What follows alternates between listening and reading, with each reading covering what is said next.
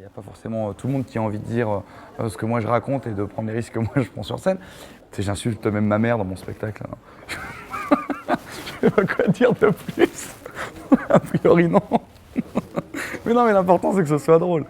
En fait, on s'en fout, il n'y a pas de tabou là. L'important, c'est que ce soit... vraiment que ce soit drôle. Je perçois malheureusement une nouvelle fois qu'apparemment, la pédophilie ne fait pas encore complètement l'unanimité en France. Je vais donc, pour les plus sensibles d'entre vous, redémarrer immédiatement sur quelque chose de léger. Est-ce qu'il y a des juifs dans la salle?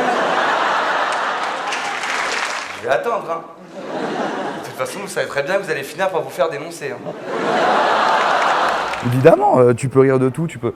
dans une émission, la dernière fois, c'est ce que je disais d'ailleurs, il y a une petite discussion avec Elise Moon, avec Moscato, de ça, sur le plateau de Bruce Toussaint. Parce qu'ils disaient ça, ils disaient « Ah oui, à l'époque, on pourrait rire de tout ». C'est pas vrai. Il n'y a pas qu'à l'époque, on pouvait rire de tout. Moi, j'ai fait des sketchs à la télé hyper durs sur le handicap, sur les enfants, sur la maladie, sur les maladies des enfants, sur le handicap des enfants. J'ai fait des sketchs avec des handicapés, des mecs qui n'ont pas de bras, à qui je lance des objets. Pour qui se prend Ferrari pour parler du Coran? Et vous auriez raison de le penser, hein. Moi, je suis d'accord avec vous, hein. Épousez comme il vous plaira 2, 3 ou 4 femmes. Mais elle est géniale, cette religion. Je passe beaucoup de temps à travailler, pratiquement tout mon temps à travailler.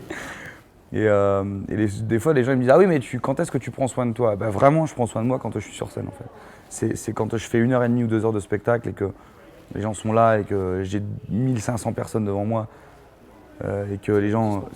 Pour moi, c'est vraiment incroyable de m'imaginer qu'il y a 1500 personnes qui, à 18h, se disent « Bon, bah allez, on y va, on va voir Ferrari, qui prennent leur voiture. » Je trouve ça fou, quoi. Quand je vois des familles qui arrivent, tu vois. Surtout que moi, je suis un artiste très populaire, donc j'ai aussi des gens très modestes dans la salle.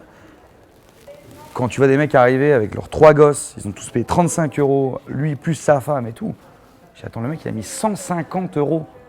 C'est quand même pratiquement un 10e du SMIC, quoi. C'est énorme. Putain, faut leur donner, quoi. Tu peux pas sortir de scène sans avoir sué, sans leur avoir tout donné. Le nouveau pape, là, Benoît machin, là, il est malade.